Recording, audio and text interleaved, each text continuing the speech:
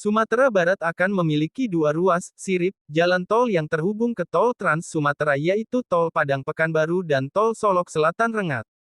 Tol Padang Pekanbaru di wilayah Sumbar sedang dalam proses pembebasan lahan. Saat ini progres untuk seksi I Padang Sicincin sudah mencapai 81%, kata Gubernur Sumbar, Mahyeldi di Padang, Selasa. Ruas tol lain yang sudah dalam perencanaan adalah ruas Solok Selatan Rengat yang awalnya diusulkan oleh Bupati Darmasraya. Gubernur Mahyeldi menyebut untuk tol Padang Pekanbaru, pihaknya sudah bertemu dengan Menteri PUPR Basuki Hadimuljono untuk melaporkan progres pembebasan lahan yang sudah rampung hingga 81%. Kita sudah memasukkan surat resmi meminta Menteri PUPR memerintahkan kelanjutan pembangunan di ruas itu dan langsung ditanggapi, ujarnya. Dari 81% lahan yang telah berhasil dibebaskan itu ada sekitar 20 km yang berada dalam satu hamparan, tidak tersebar dalam titik-titik terpisah seperti sebelumnya, sehingga kontraktor sudah bisa bekerja. Kita sampaikan untuk sisanya 19% lahan akan selesai dibebaskan pada Desember tahun 2022, katanya.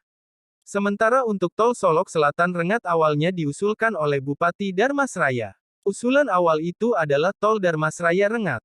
Namun karena potensi ekonomi yang luar biasa, maka dalam pertemuan dengan Menteri PUPR diputuskan pembangunan tol dari Solok Selatan Rengat.